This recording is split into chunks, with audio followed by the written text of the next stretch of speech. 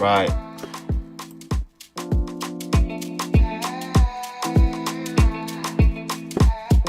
And we are live. Welcome to Agbarapa. Hey, this is Campbell. What's up? This is TJ. Yeah. Back again with another episode. Right. Today's topic is in tune with everything that's happening worldwide. We're talking about frequencies, magic, and science. Are they the same thing? Today, taking the floor is Master TJ Supreme 33rd Mason. This guy's hyping me. This guy's hyping me. Giving Hey, us the listen to this guy. breakdown. He's about to break it down for us. So, guys, take notes. I'm going to again. I am a humble scholar. In the words of Campbell, he always tells me he's just a scholar, and there's not very many people I can talk about this kind of stuff with because I get so into it and I get so enthusiastic and excited, and half of the people I know they just don't care. Right. Now, on top of that, I feel like I'm just always scratching around the edges of some big truth, but I'm never having any kind of breakthrough. And I'm not saying that I'm having a massive breakthrough now, but I believe that humanity is on the doorstep of an incredible, incredible breakthrough. Amen. I think we're now knocking on the door. Amen. And the knocking on the door that we're having is going to become, it's going to start merging some of the things that we think of as esoteric truth or magic or woo-woo tin hat foil wearing stuff. Now Amen to that. there is nonsense out there. There is impossible stuff that people connect dots that don't need to be connected. Trust, yeah. But there is also a danger of going the other way and throwing the baby out with the bathwater. Yep, definitely. So I've been on a mad rabbit hole the last couple of weeks, and I've done my best to put it into a presentation to bring you to a place where hopefully you will be able to see what I'm seeing. And if not, we would love to hear about your opinions in the comments. So with that, cue the presentation. You should be looking at a screen of Nikola Tesla. Right, yeah.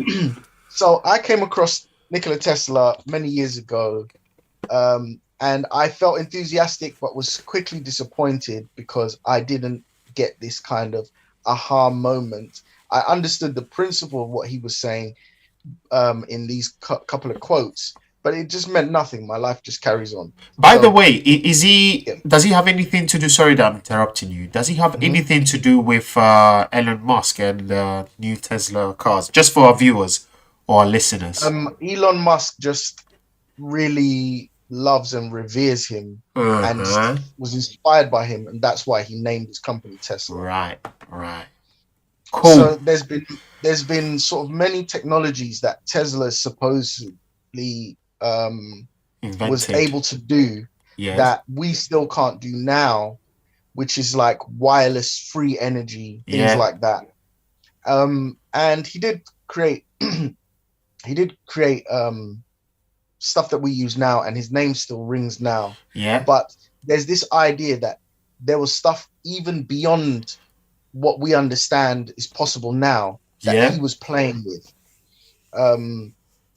So I guess there's speculation about that and what it is, and that now that even becomes its own legend and mythology. Right? The mythology of Tesla. But let's just read these quotes, and then I'm going to tell you a quick story about Tesla. So, if you wish to understand the universe, think of energy, frequency, and vibration. Oof. Hey. those energy, frequency, and vibration is going to be key to what I'm about to discuss. Right. The second quote is, if you only knew the magnificence of 3, 6, and 9, Okay. then you would have key to the universe. Hey. So when we're measuring energy, frequency, and vibration, Right.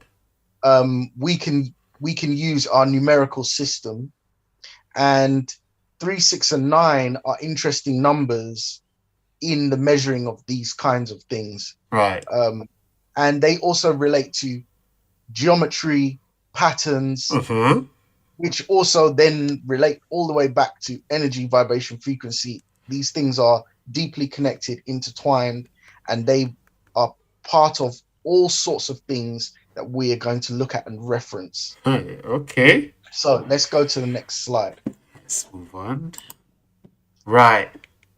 So when we talk about the building blocks of reality, of everything we can feel and touch, we understand we can go down to the cell level and the molecular level, meaning molecules. And I've just got an example here of a few molecular structures. On the left is oxygen, then there's hydrogen.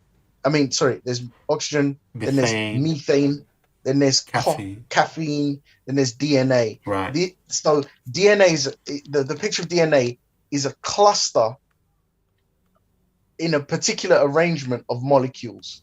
So you can already see that there's a pattern in the way that these molecules are structured. Right. And that the pattern of DNA is also a Fibonacci pattern, depending on how you look at it. Yes, like spiral.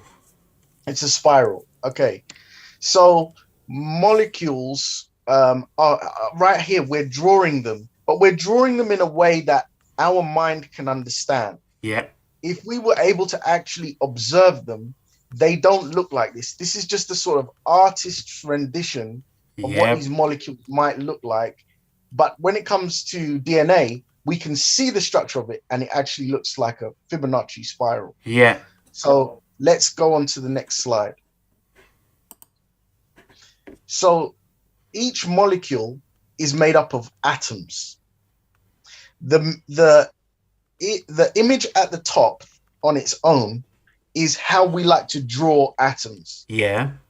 A nucleus with these protons or neutrons or electric elements spinning around and moving. Right. And if we want to talk about something that we can feel and touch, is made up of molecules and then made up of atoms. Yeah. Then things start to get a little bit interesting, because as we are able to observe atoms, they don't look like the drawing. The drawing just helps us conceptualize. They look much more like what you see underneath. So, the 3 images you see underneath. Okay. So the 3 images that you see underneath are actually atoms. Okay. And they are... Okay, so the one on the left is a telescope. A traditional telescope is like sheets of curved glass that help you see smaller and smaller and smaller, like the reverse of a telescope, right? Yes. But then those things that reach a limit that we now can't see any smaller. Right. So then they use a different type of microscope that bounces frequencies through the atom, and based on the resistance that those frequencies pass through the atoms, we can build a picture. They can map out the structure of whatever is being by that frequency. So that is what you're looking at on the left. That is what a microscope sees, and that image is actually 3D. It's flat for us here, but you can actually see the same image rotate 3D. So on the left of the screen, so that would be the one on the left to the green representation. On the left-hand side with the blue background. Right, the one that looks like a thumbprint. Okay. Yes. Right. Then you have another way of drawing an atom, Right. which is kind of they're trying to show you a 3D Bro, this is energy. this is massive, you know. Yeah, this Let's is the go. energy. This is the Jeez. energy movement kind of an atom in a different depiction. Right. So those that shape is unique to whatever atom this is, and as you look at different kinds of atoms, the shape can be different, Right. but they are reminiscent of sort of like things we see in the solar system, solar storms. Yeah. There's a nucleus, there's some gravity in there, and all of these elements are moving around different parts. You can all now, if we go to the right hand one, Yeah. this is another type of way of looking at an atom. And again, you're just looking at the energy fields, and you can see how this is. We are now not talking about physical structure. We're talking about. Okay, so This looks more like energy. it is energy. It is energy. This is Yeah. energy. So the idea is that, like, when I was trying to understand this, Yeah. The quote is, an atom is almost 100% space. The matter that makes up an atom Yeah. is not like the way we can touch something and it's there's a hard barrier. Yeah. That barrier in an atom, the matter that's there, It does not exist in it's space. more like energy. It's not like a physical thing. But when, as soon as we start zooming out, Yeah. because that matter creates forces and vibrates against each other, those vibrations create a physical barrier at the level that we're looking at it. But as soon as you go to the subatomic level, Right. the physical barrier becomes not something that's tangible to touch. It's space and energy moving. Let's go to the next slide. So now we're looking at the subatomic level. Right. So the things that make up an atom are displayed over here on the right. So the left-hand side is the atom. Yeah. Then we have neurons, photon neurons, and quarks. Okay. A quark. I mean, okay. An atom is already tiny. Yeah. Yeah. And then a neuron is what an atom is made up of. It's even smaller.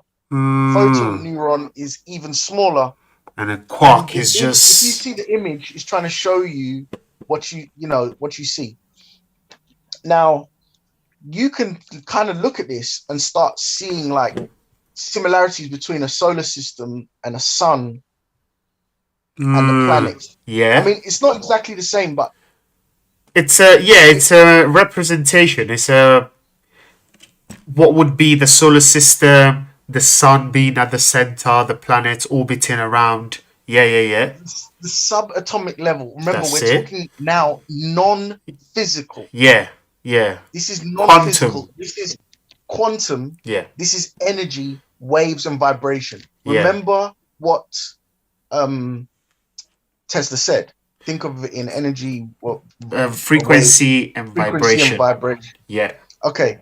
So the other way I like to think of this is, imagine you're walking outside. Yeah.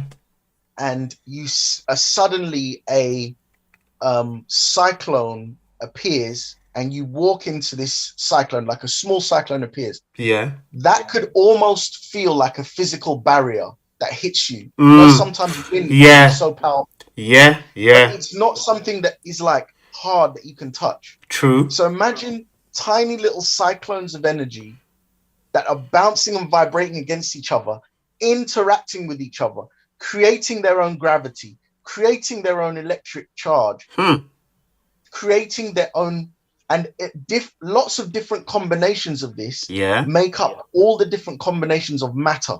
So If you zoom close enough in on a brick wall, you will It doesn't see exist. Yeah, you just atoms moving, yeah, vibrating against each other. But those would be a different structure and a different chemistry yeah, to if we zoom in on your body and you look at the skin and you see those atoms vibrating. But right. fundamentally, it's all the same matter vibrating and interacting with each other in their frequencies.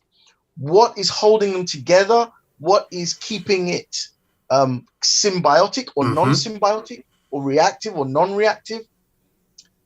Well, sometimes we witness these things in our reality. You know, if you freeze water, you Mm-hmm. change the way these things vibrate, and then Yeah. it becomes a solid Right. or it becomes a gas.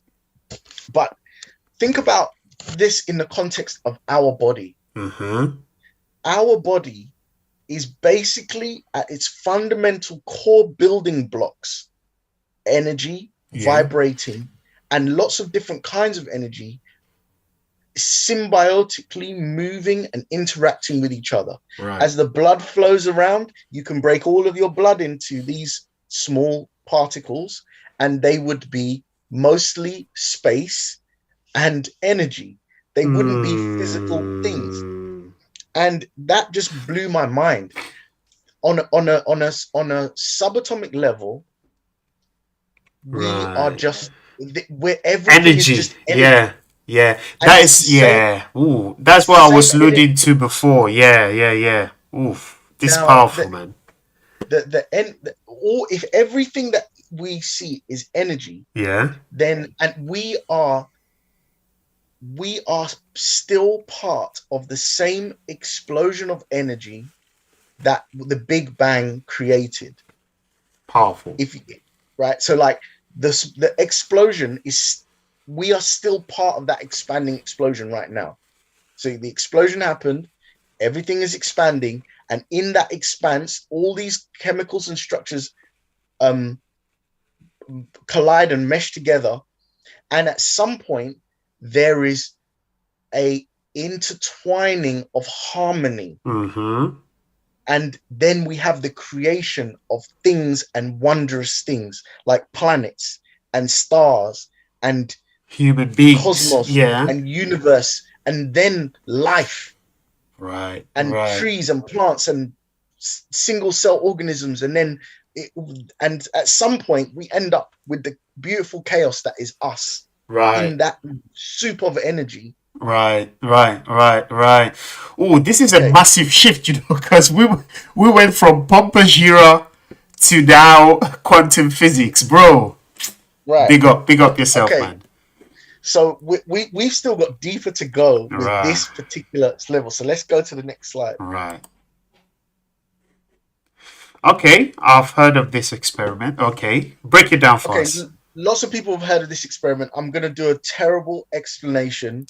Let us please not get too worried about me messing up the explanation Yeah. and just focus on the overall idea. But this is an experiment where they pass a photon, I believe, which is a tiny one of the small little elements within an atom, through a slit, and they watch where it lands on a Mm-hmm. board behind that slit. So you can Yeah. see the two boards, and they throw a photon through it, Yeah. and it creates a pattern. Based off the angle that they throw the photon through that slit, Yeah. it can only land on a particular surface area of the board at the back. Right. So far, everybody understands that. Right. Then they said, okay, we're going to create two slits. So imagine this same experiment, but then there being two slits instead of one. Okay. So Is it you would one assume, behind the other or no, next to each other on the okay? first barrier, Yeah. there's, instead of one slit that the photon can fly through, Yeah. they've made two parallel slits. Okay. Okay. So you see on the backboard, it looks like a Right. blackboard. Yeah. All the photons are landing in the same strip, Right. according with the slit on the first screen. Yeah. So imagine there's two slits, and what Right. happens is that the board, it should land in two slits on the back screen as well. Right. Yeah. Okay, let's go to the next slide. And it creates a wave. Now, this is an aerial view of the two slits. What happens is, instead of acting like a single point of energy, as it goes through the slits, it changes into a wave. And the wave is disrupted by both slits, even though the photon has gone through just one. Right. And it creates the pattern that you see at the back, which is not in line with if there was one slit or if there was two slits, because waves disrupt each other. So the photon seems to change its structure, and this is why they can say that the single photon, can be in two positions at once by passing through both slits because of the way it displays the pattern at the back wall. This is called superposition. Now, I may be explaining it badly, but you kind of understand the gist. Right. The pattern on the back wall is not what was expected. Based off if there was one slit. Of one slit, you get one strip. Of two slits, you would expect two strips. But you don't get two strips. You get this wave pattern. Right. Okay. So the reason that they know this is because when they did this experiment, they were just observing the result of where the photon landed on the back wall. So what they did was they said, okay, we're going to pass one photon at a time rather than multiple photons through these slits. Right. And we're going to observe the slits, not just the back wall. We're going to observe the slits as well to see what happens at the point of the slit. Because before they were just observing the back wall. And what they observed was that when they observe the slit, the photon acts just like a photon and creates the expected pattern at the back wall, not the wave pattern. Okay, so it doesn't create a wave. It does what it would do with one slit. Yes. Okay. Now, that means that the observer changes the photon, first of all, makes a change. But then if you observe it, it decides it what they call collapses the wave function. Okay. And it acts like a photon all the way through. The moment you don't observe it, it acts like a wave. The moment you observe it, it acts like a photon. Mad. So this has now raised a genuine question. This is not me saying woo-woo tinfoil hat stuff. Yeah. It raised a genuine question. Two massive questions, and maybe even three massive questions. Right. The first question is, does that mean our observation of reality affects reality itself? Right. Because everything is made up of these things. Yeah. So does that mean reality only happens when we observe it? Right. Yeah. And in that case, if we decide to stop observing, does reality fail to exist? The second thing is, maybe that's not what it is. Is the photon on some level conscious?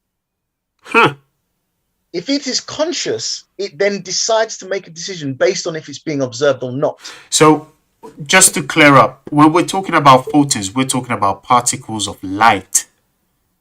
We're talking about particles of light, or a particle that exists in the subatomic level. So right. So we're talking about which this. You could say is part of the building block of everything. Let's just name it like the quark. Would that be like the quark at the quark level? You remember in that previous at the quark level? I think quarks exist inside. So at the atom level, right? No, it's subatom. It's between an atom and a quark. Let me just go back for. So would it be? So where would this be? Would it be at the proton and neutron? This one? So you've got atom, neutron, and then you've got photon, neutron. I believe it's at the photon neutron level. Although it might be at the quark level. So like there's a periodic table. Yeah. There's a periodic table, but for quarks. I didn't know that. So for quarks, there is a particle called the God particle. Ross. Every quark, every quark is kind of like a dormant quark until it comes into contact with a particular quark called the God particle. Hey. And when the God particle is around, it creates all the other quarks to interact with it, creating a new field of energy that I don't know what it does. I don't know why it does that, but it's part of understanding our existence. Right. A scientist you can go down a rabbit hole of just trying to understand that. And you know that Higgs boson experiment where they had that big loop under Europe that threw particles. They tried to make them collide. Oh, okay. The one between Switzerland, France, and in Europe. Yes. Yeah. That was trying to find the God particle. That God particle, which I think it took them 10 years or something to find. I don't know if it was there where they found it. Right. So let's just quickly review. Right. This particle that they can observe flying through the thing. There is a question: do we create its behavior by observing? Do we influence behavior by observing? That's one question. Scientists are still deciding over this. Another question is it conscious? And then does it react to whether it's being observed or not? Right. The third question is, because it can be in two places at once effectively when it transforms as a wave or when depending on how it's observed. Yeah. Does it break the rules of time, i.e. future and past? Break it down, TJ. So I'm not here to tell you that I say yes, it does this, yes, it does that. The top scientists of the current time are still trying to understand this stuff. This is the bleeding cutting edge of what they're talking about. Yeah. So, but I'm just putting it to you that right now they're trying to understand the building blocks of existence. Right. And consciousness, time travel, and the sentience of every part of what makes our building blocks is currently under discussion in a legitimate way. Okay, so let's go to the next one. Okay. This is not wind. This is forced vibration and resonance. Right. What's happened is that a frequency that is identical to the frequency of the vibration of the molecular structure, the atomic structure of this of the bridge. Of the bridge. Yeah. Ross. is interacting with the bridge. Look at that, man. And several bridges collapsed because of this issue. It is not wind, it is vibration. Right. And let's go to the next slide. It is the same principle that we all understand. If you hit a particular frequency near glass, it vibrates at the exact frequency. And shatters. You can cause glass to shatter. This is not a joke. This is absolutely true. Yeah. There's many experiments on YouTube that you can go and watch. Yeah. And there is a guy that's famous. He has a famous YouTube channel just for breaking glass. What he does is he hits the glass with a little piece of metal, and the glass makes a noise. Mm-hmm. And then the pitch of that noise he matches to his voice. And that is like ding, and then he goes ooh, and he holds the note powerfully and for long enough, and then the glass breaks. Just That is not the wind from his mouth doing that. That is the frequency vibration caused by the sound he is creating yeah, that is interacting with the subatomic vibrations of the what makes up that glass yeah. that is causing it to be disrupted enough to break. Mad. Okay, next slide. Hey, This is a Juju this is a man. picture of David and Solomon. Okay. Now, there's a story in the Bible, and I think we can all relate to the idea that so Solomon used to get these episodes, and they would bring David in with his harp, and the music that he would play would Yeah. soothe Solomon. Right. So we've all experienced using music to change our mood. Our moods. Yeah. So you play some soft music, some Barry White, maybe you get into a sexual mood. Yeah. Maybe you're driving and some fast music comes on and you find yourself driving faster. Yeah.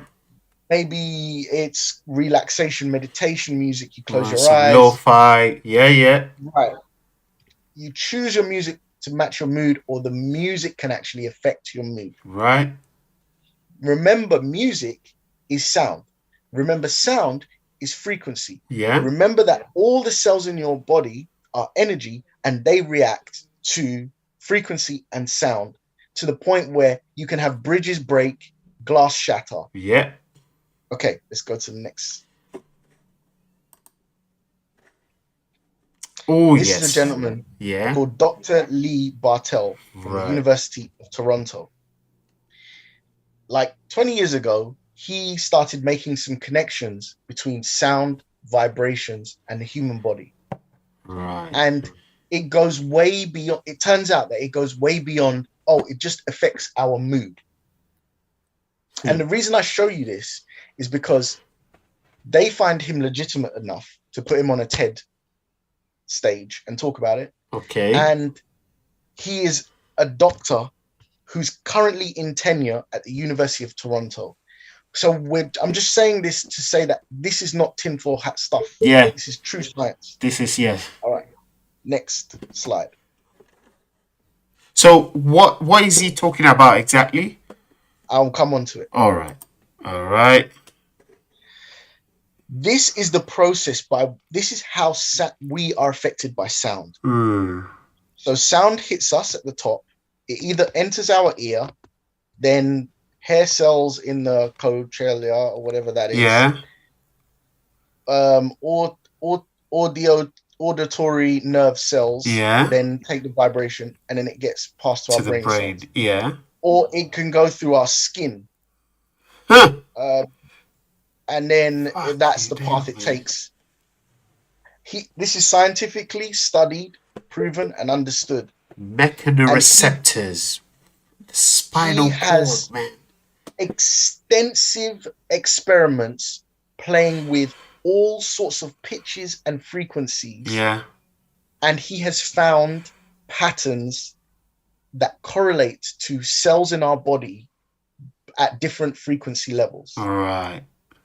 Let's go to the next.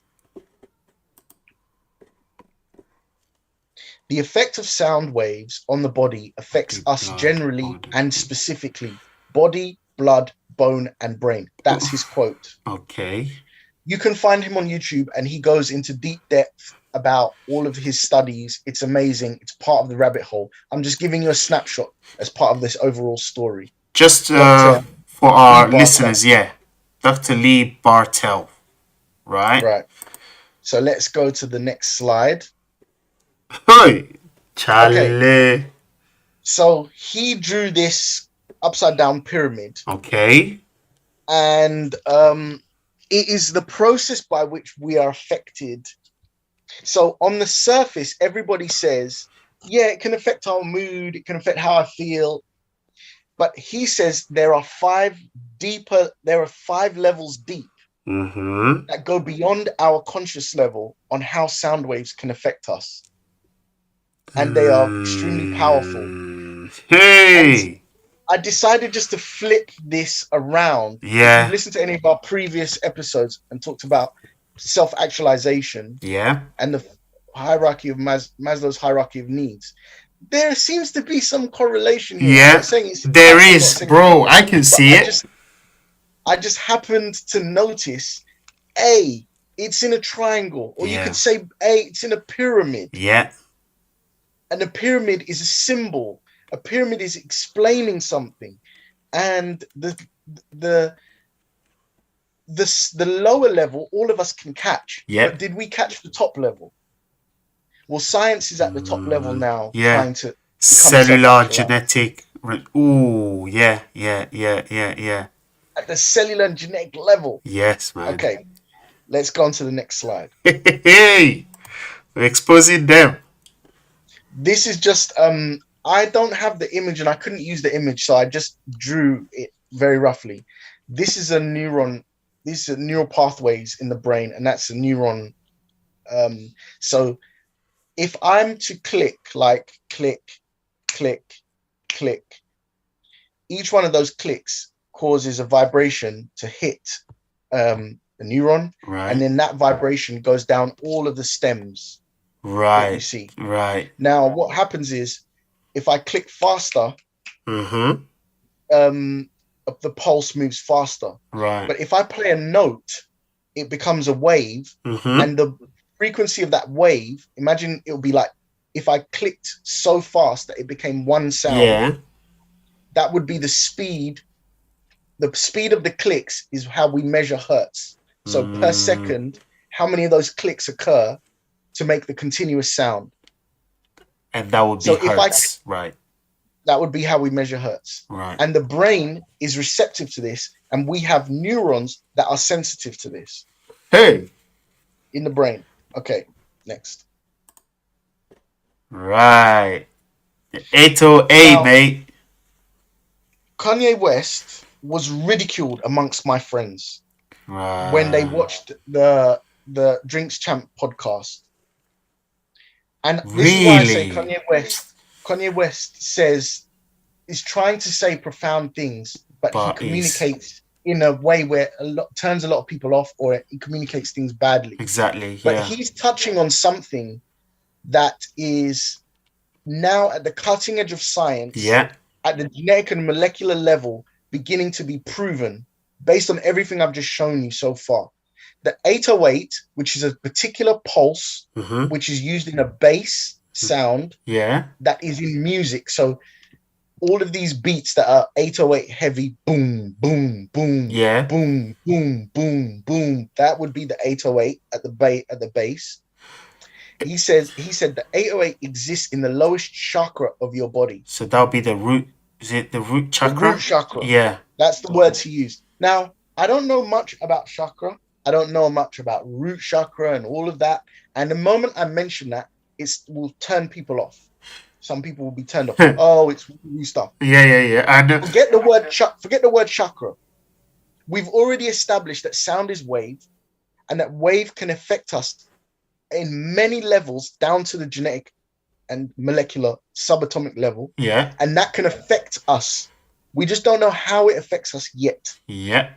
But those pathways and those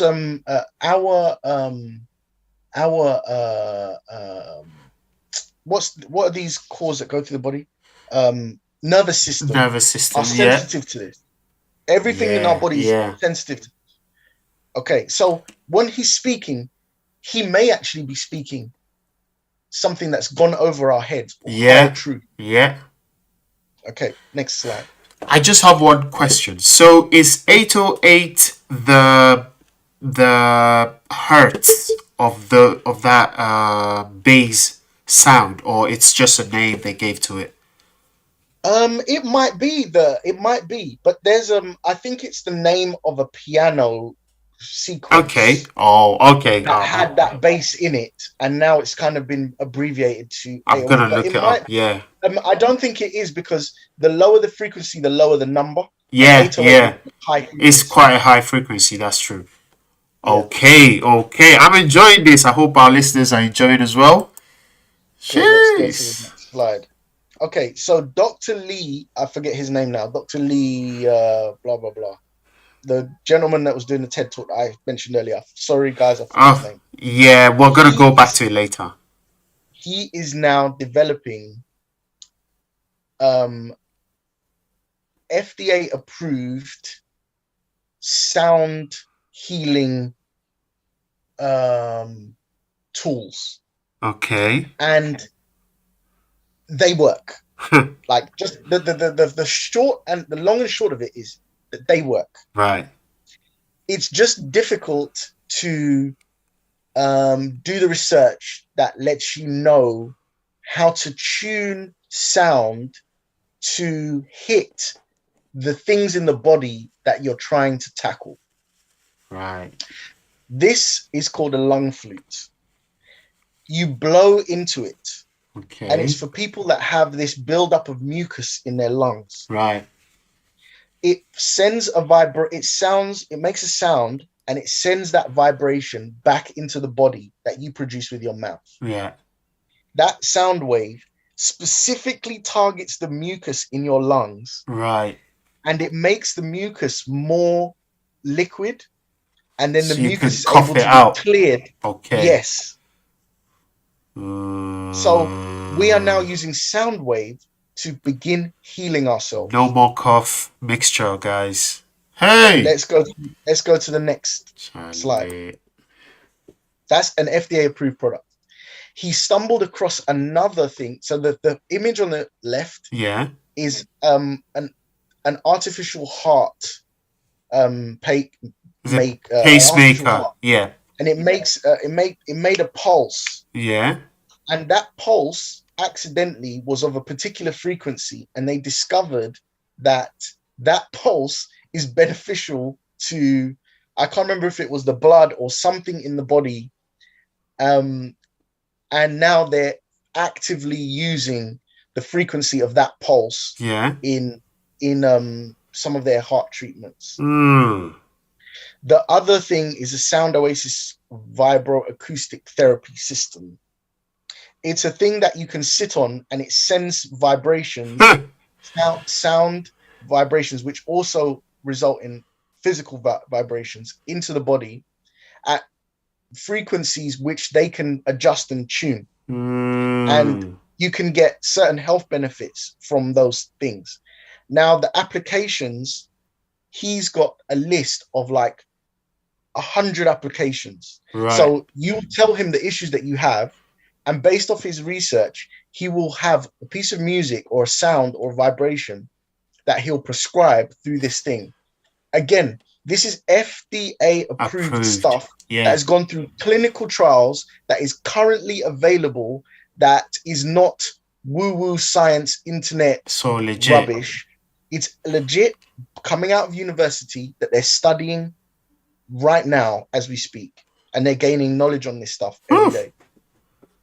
Now, his biggest claim. What is his biggest claim? Right Right. now, there is no cure for Alzheimer's, but he has found a sound frequency that if a person with Alzheimer's listens to it, their Alzheimer's stops progressing. It stays at the Whoa. level that it is. That's massive. If you want more about it, you listen to his YouTube talks. He discusses it and all of his Huh. findings there. I'm shocked this So let's guy's go to not the dead. let's go to the next slide. Right. This is Dr. Andrew Huberman. Right. He's a Stanford professor, and he is Mr. I only speak about scientific based peer reviewed fact. Okay. He has a massive YouTube channel. He's been on the Joe Rogan podcast. I think he's a neural scientist. He's all about the brain. Right. And he talks about sound frequency.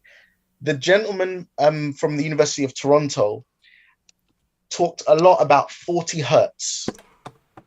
Okay. 40 hertz has been discovered to be extremely beneficial for the human body. If you listen to music at 40 hertz, if you listen to Right. sound at 40 hertz continuously on a regular basis, you can receive health benefits. Whoa. It may even do things like extend your life. It may give you better sleep, all sorts of things. It seems to be a frequency that is in harmony with our bodies. Right. And In this video, he is discussing that. And Right. I purposely did a screenshot. Someone cut it out from his longer podcast. And I can't quite see the title there, but something to do with 40 hertz. Can you see it there? Yeah, The Science of 40 Hertz with Science of 40 Dr. hertz. Andrew D. Huberman. Yeah. This is not some like, hey, Woo-ha, Zen dude spooky. Yeah. guy that's in a shirt made of hemp in the forest. Yeah. This is at the highest levels of academia, ladies and gentlemen. The top of the pyramid. Okay. Top of the pyramid. Let's go to the next slide. Okay. This is a chart of frequencies based on the scales of the piano. Right. And I placed the arrow at the point of 40 hertz just to show you that people could start designing music based off frequencies that they know are beneficial. Right. So imagine that your favorite pop song, maybe partly why we like it is not just the melody and the song it's saying, but maybe it's working on a frequency that feels good to us on our molecular level. Yeah. Maybe that's part of what makes a song a hit or popular or enjoyable, or makes you want to listen to a song over and over again. Just throwing that in there. Let's go to the next slide. Cymatics. Yeah, man. Now, I'm sure we've seen this before. Yeah. Sound waves can bend. Oof. So the thing on the left, is a plate. And the plate has sand or salt on it. Yeah. And they are pushing sound wave through that plate. Yeah. It's vibrating and it's creating patterns. Yeah. The same is being done for the flow of water on the right-hand side. Can you see that? That's water mad, starts flowing in a mad way. Yeah. Would you say that water is flowing in a way that defies gravity, man? Right. You said it. I didn't say that. You said it. Of course, man. It's changing the way that gravity affects it. Yeah. Okay. Let's go to the next slide. Right. Where have we seen these patterns before? These are the Adinkra. Oh, right. You go first. What I'm saying is the patterns so the top left hand is these plates, vibrations of sound. Those are cymatics. These patterns are echoed in many facets of natural existence. Yeah. Yeah. A second. Right. So this is Akbarapa, guys. You're with TJ and Campbell. Everything from the solar system. Yes. To the dimensions of our body, to plants, to like people do whole breakdowns just on these patterns. Yeah.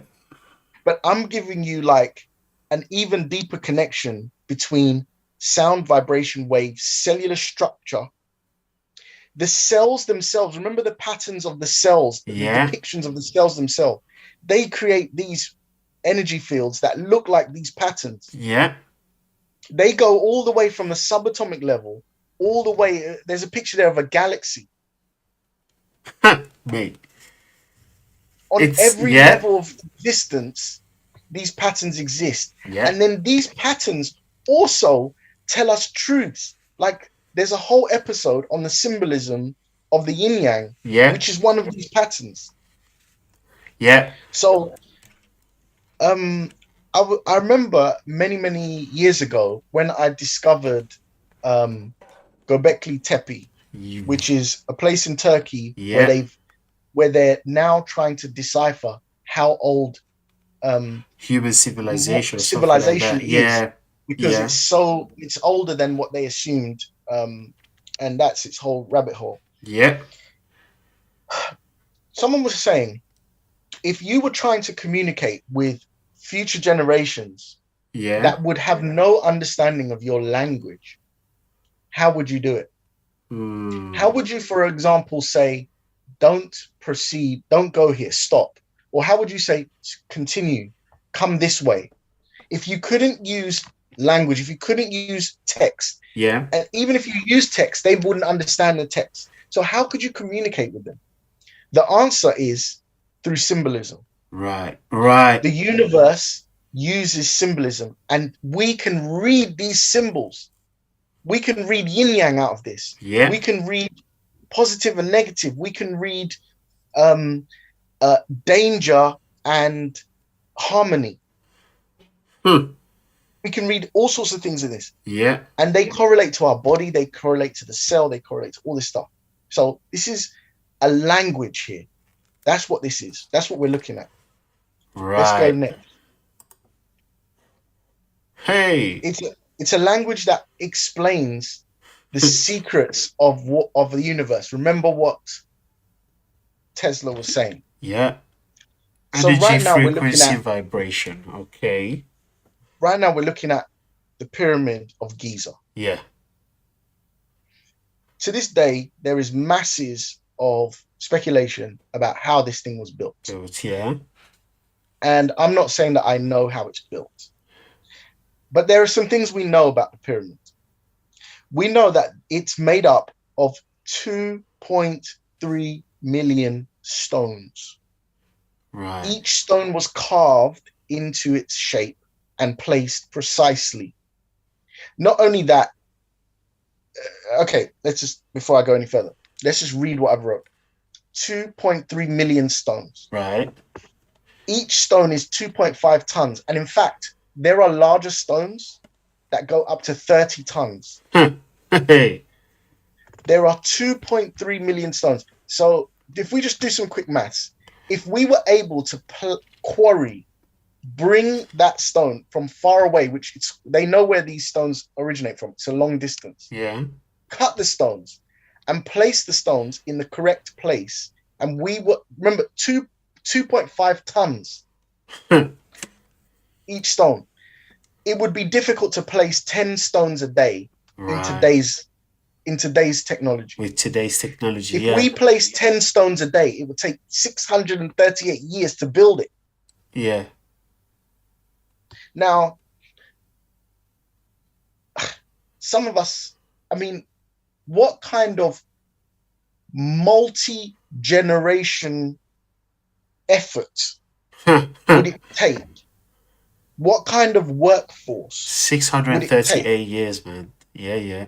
If we were to say it was done, I was discussing with my friend. He said, "Oh yeah, well the Egyptians had slaves to build the pyramids." Okay, yeah, no chance, mate. If they used slaves, yeah, they were using. Let's say 100 years is one generation. Yeah, they're using 6.3 generations of people under slavery. Thousands of them. Hundreds of thousands of them. And these people would have had to be highly skilled and have some knowledge of this science to pull all this. Anyway, you're gonna come to it. So the architects. Yeah. Like everyone would have to be on the same page, the same vision. This is why the mind boggles. That's it. That's it. Let's go to the next slide.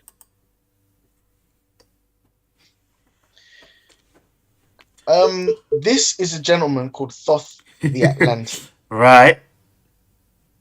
Now, can I just say, on top of the idea, just to build the pyramid, is difficult.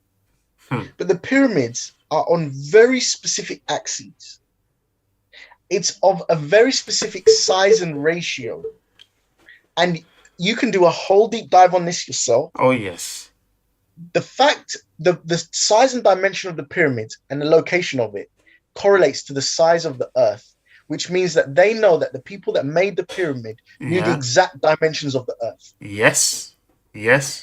The lines that the pyramid creates, if you to draw from its point and you to draw lines around the world, they follow very specific dimensions. I thought I had a slide about this, which I seem to have forgotten. But it's on a very specific axis, very specific lines. It's all deliberate, all facing a very specific way, Yeah. made with the intricate stuff. And that's not to talk of what is inside and carved inside the tombs themselves, what they've made there.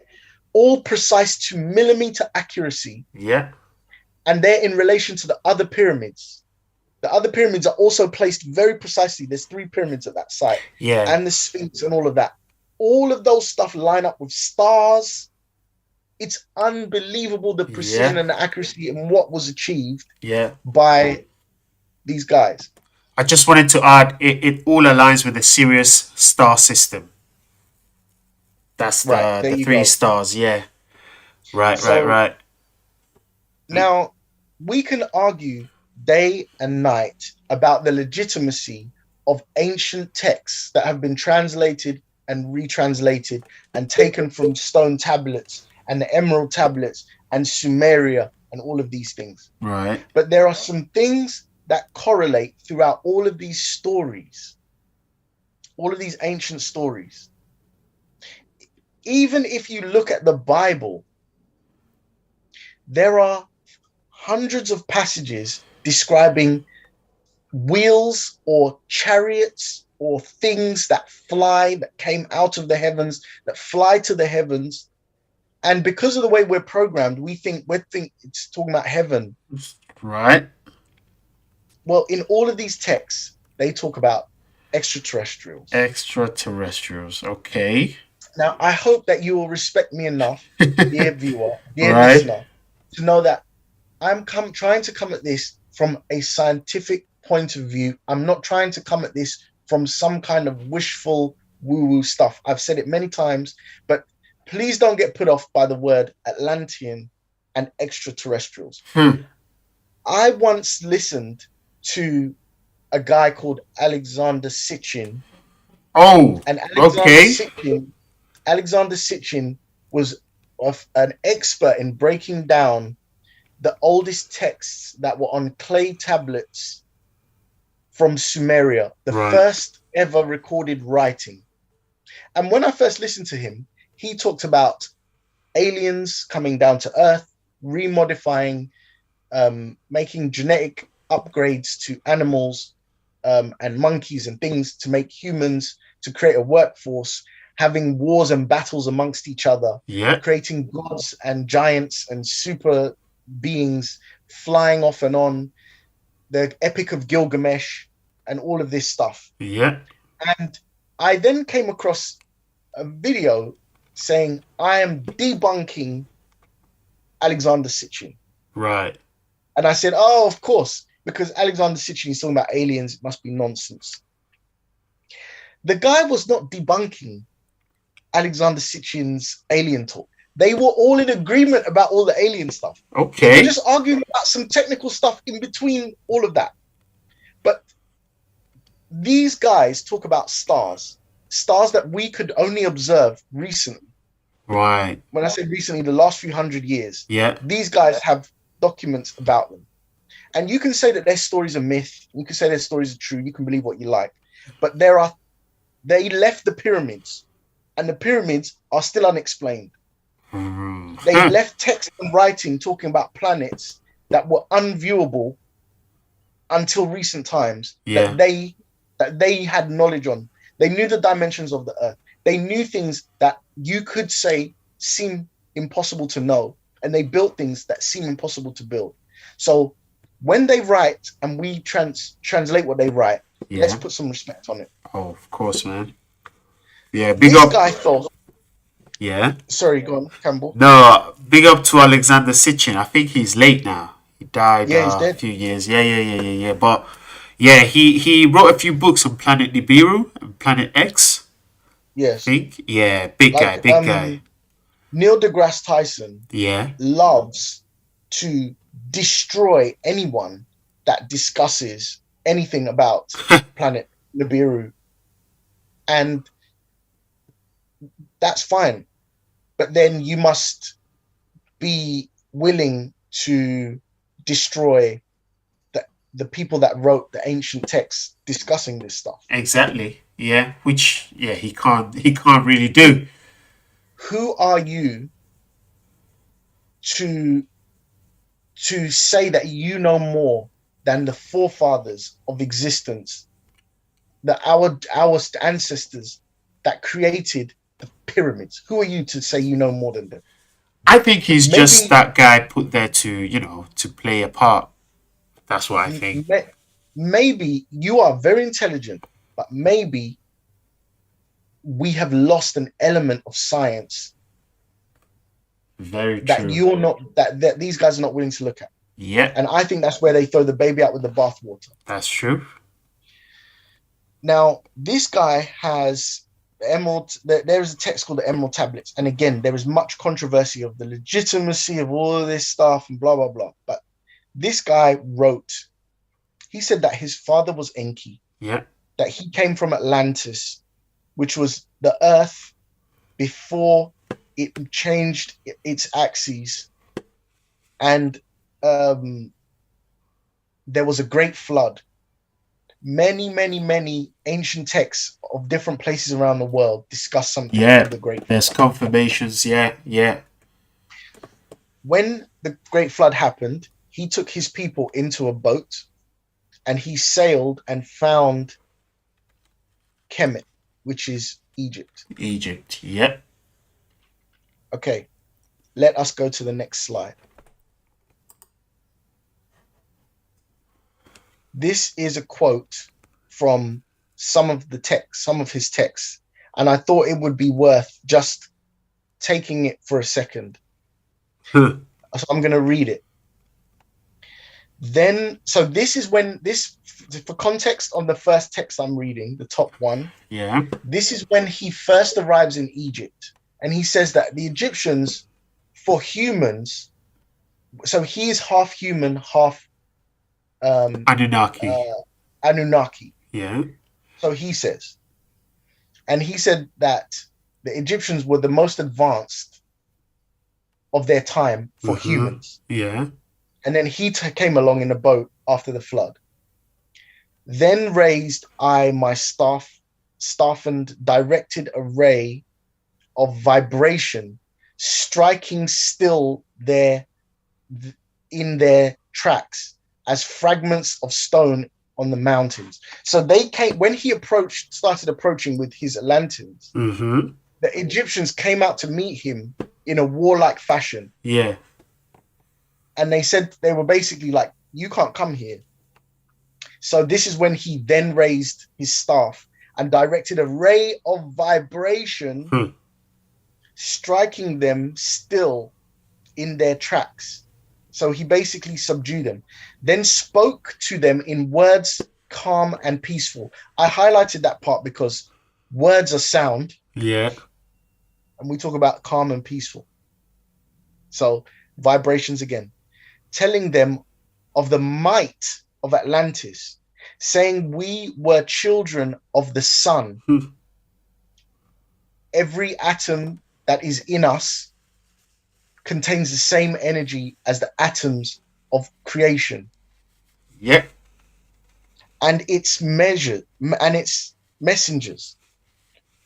I cowed, subdued them by my display of magic science, until at my feet they groveled when I released them. Now, I once did a show in Wembley Arena. Right. And after a show, they turn on the lights and they want everyone to disperse. Yeah. Well, nobody disperses. Everyone waits and talks. But all the staff at Wembley Arena want everyone out as quick as possible so they can clean up and go home. Yeah. So what do? They play a very annoying pitch of sound. And it just makes everyone want to leave. Wow.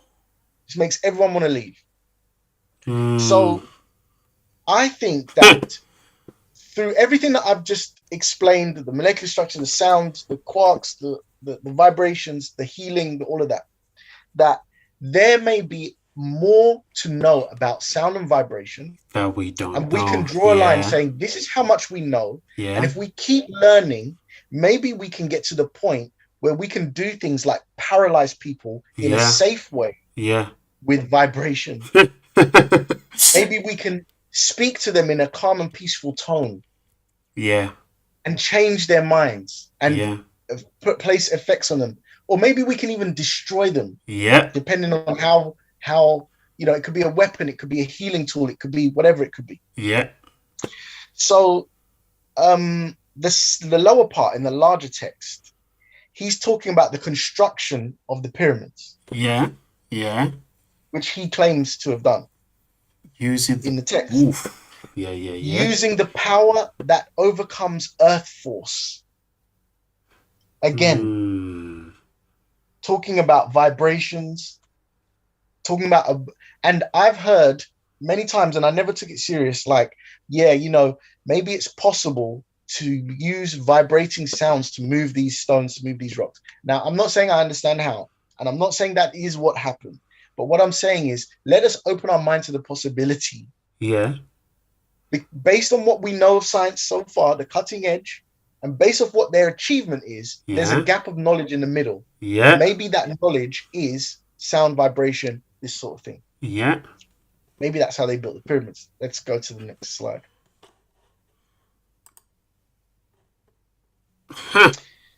This is our friend Kanye West again. Kanye. He champions, and many other artists actually champion, this gentleman called James Turrell. Yeah. James Turrell is an artist, and he likes to experiment with environments that include color and light. And he believes that color and light have a profound effect on your mood, the way you feel. Oh, yes. What, my friend Campbell, is light? Light is you about to tell me. Okay, let's put it another. Light is measured on a vibration. Light is measured on a scale. Okay. And it can also be measured in waves and vibration. In waves and vibration, yeah. It's on a spectrum. Right. And we already, again, it's like we're speaking the language of vibration, but we're in an infant way. So the infant language of vibration, sound-wise, is when I hear something nice, I feel good, I feel calm, I feel angry. Music can affect my mood. Yeah. That is infant language on vibration. The thing Thoth was talking about is mastery of vibration. Now we're talking infant language on light and color. Light can affect our mood. Yeah. And he creates environments that affect our mood. And there's a little color thing here that says, a little description. Maybe read one example, red and yellow. I can't see red is. I can see yellow is warmth, cheer, happiness. Okay, so we all know what it's like when it's a nice, bright summer's day and we feel good because the sun is shining. Or it's a grey day and we don't want to go out. So light is its own spectrum, separate to sound, has its own waves and vibrations, and it affects us. Yeah. Light is and is energy from the sun on a particular wave, and it creates plants to reach for it. We all know the thing of plants facing away from light, and then following the procession. Right. Yeah. We all understand that. So this is infant language talking again about frequency, wave, vibration. 100. What Tesla was talking. Yeah. Okay, next slide.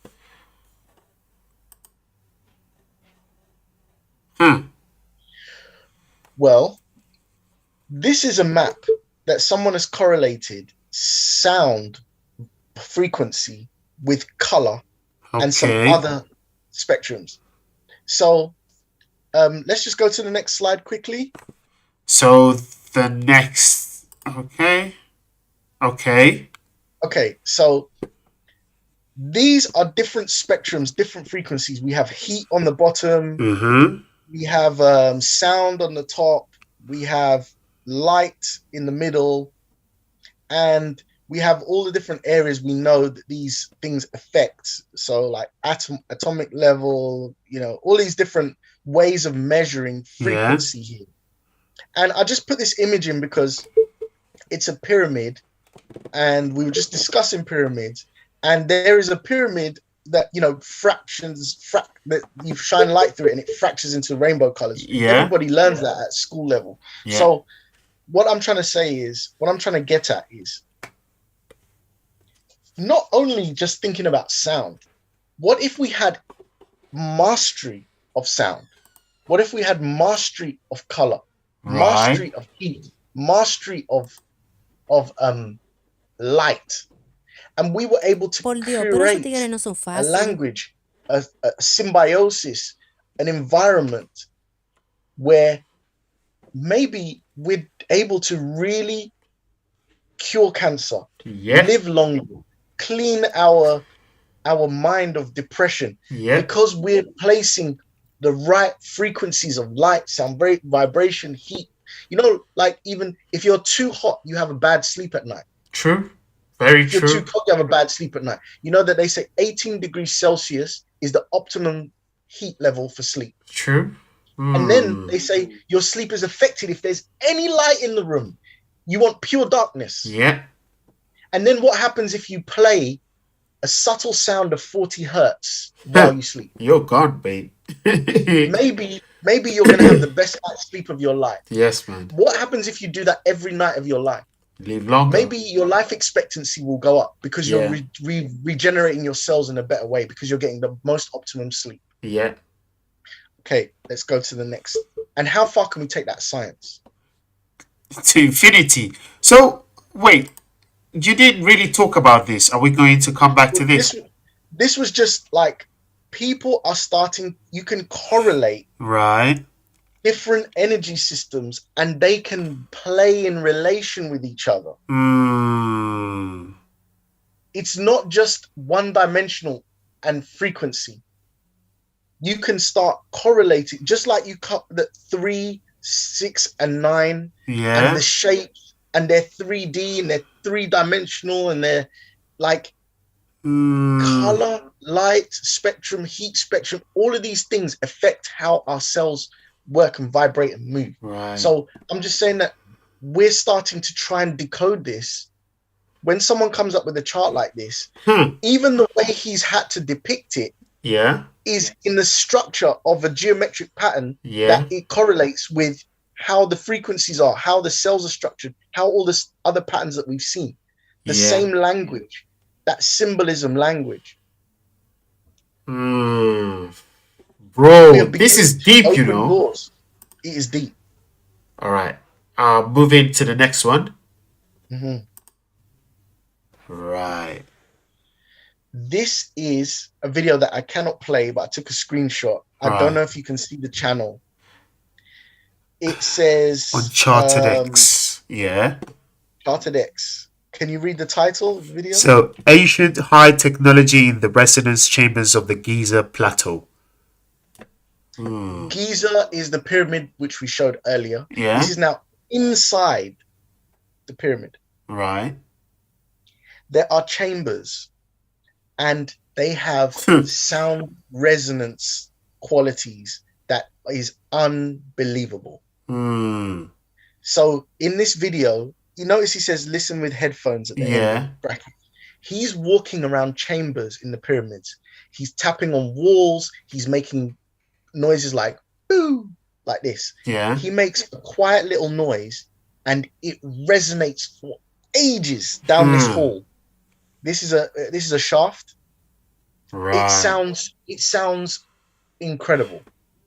You know, it's one of them ones where if you went there on your own, you could just spend all day like hello, hello, hello, hello, and then just listening to the sound as it vibrates and messes around. Yep. Well, what if these guys were going into this pyramid when it was aligned with the stars? Yeah. That was aligned with the energy of the planet. Remember, maybe the cells of existence are conscious. Yep. And then you're playing and resonating sounds. You're lying in a chamber. You're healing yourself. Yep. Now,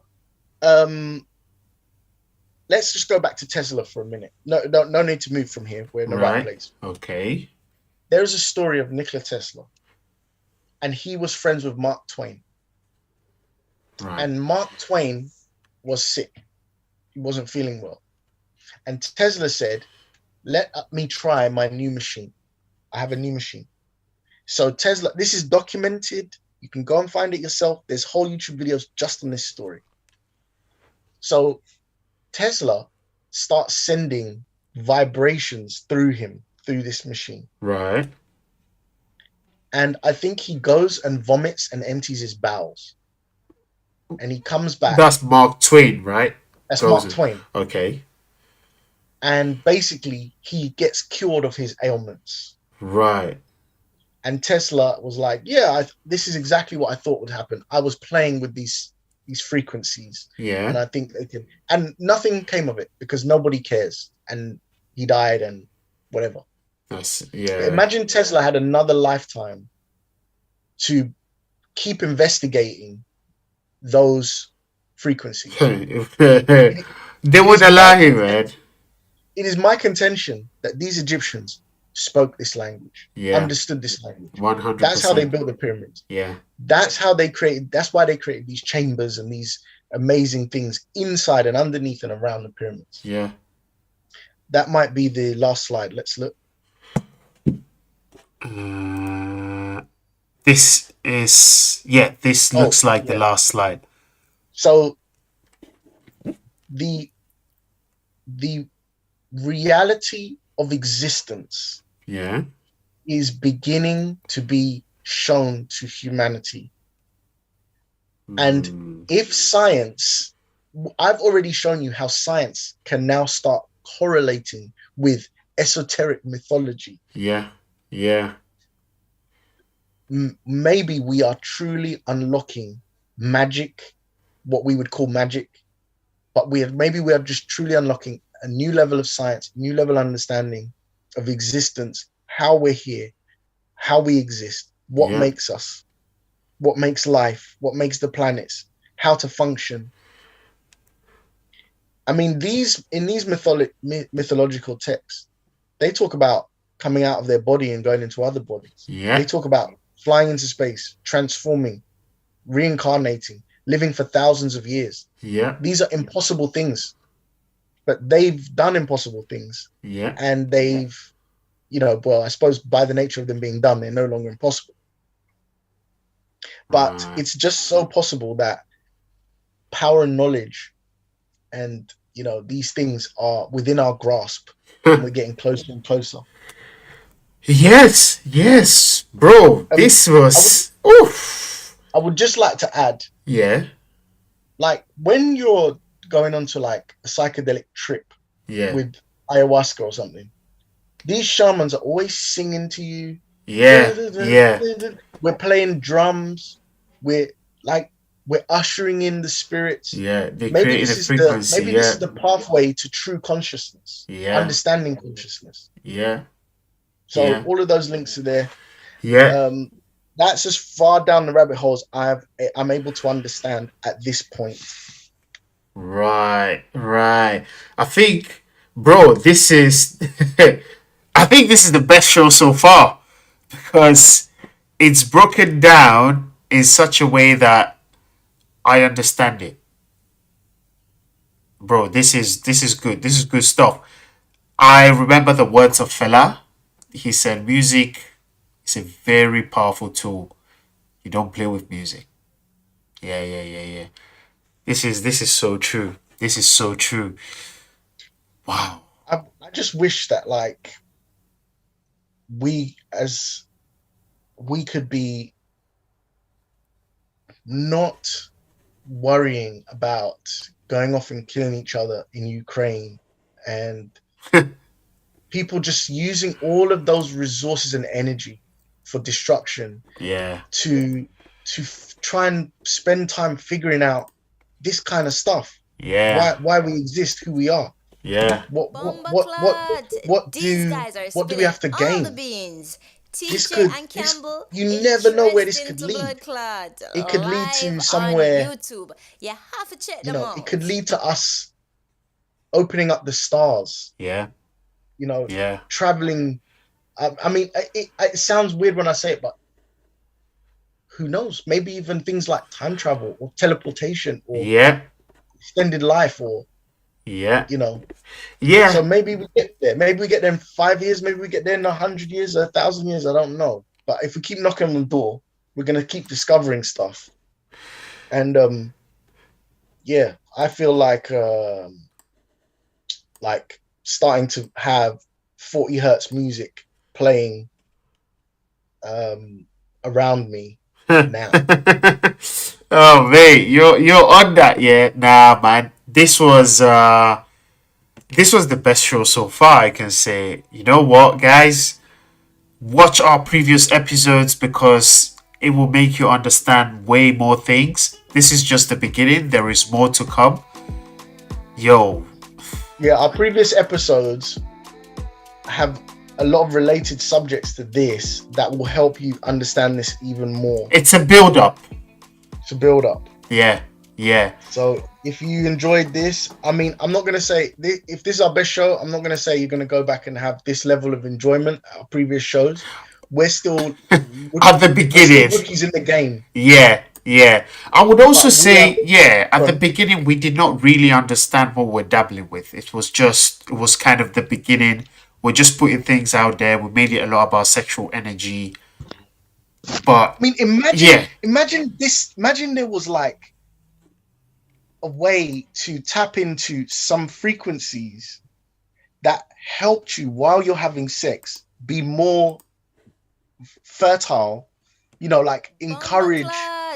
Do you know what I'm saying? I understand perfectly what you're saying. And Campbell, And it was Bro, just, like, it's mind blowing. But it was just a couple days ago, I read an article about a scientist that has found a new way of administrating psychedelics through sound. oh my goodness. You would trip through sound. I need to find that article because I think I saw it on Twitter or on Instagram. It blew my mind. Like, you could listen to music that is so in tune with a psychedelic experience that would just trip you off. So you've got that. You've got the idea. This brought me onto the other idea. Yeah. Imagine you knew the right frequency to play to your unborn child. Whoa. Like your unborn child becomes like one of those hyper intelligent kids. Yeah. Because they've been just getting nourished with a frequency that just nourishes them to the maximum. Their minds and yeah. I mean, this could be beneficial in so many ways. If you could have a psychedelic trip, if you could immediately calm down, Yeah. if you could like have like, you know, because you know when we take drugs, Yeah. the drugs are not kind of what makes us high or what affects us. We react to the drugs, Yeah. and then like dopamine is released or chemicals and things happen in our body. Within our body, yeah. Sensation. Yeah. So the idea is that you could activate those same reactions. Yeah. So imagine like instead of drinking caffeine, you could listen to something that just puts you into a state of alertness. Yeah. Yeah. Or, you know, like when you're tired and sleeping at night, you just listen to this in the you're trying to drive. You just put this on the radio and it just keeps you awake like you had a shot of caffeine. Oh man. Or maybe you can't sleep and then you put the right frequency on, boom, you're gone. You're hacking your brain. Yeah. How much healthier would that be for us? Yeah. Taking these drugs. You know the Buddhists in Asia, they hum. They hum when they're meditating. And they've got those bells. Yeah, which send off a calming frequency as well. It's all coming together. Oh gosh, man, this is a lot. This is a lot, man. It's never ending. It's a rabbit hole. Yeah, it is. It is, man. Oh man, this has been a plum pleasure, bro. Like this has been such mind opening. I think our viewers have benefited, our listeners even more. Yo, we've come to an end of another show. Do you have anything to add, bro? I do not. If you guys have any other knowledge or information, please hit us up and let's talk about it. Please subscribe to this channel. Like, share, comment. Let us know what you think and what you like us to talk about. And stay tuned for our next episode. It's been a plumb pleasure from me, Campbell. And me, TJ. Peace. Take it easy. Bye.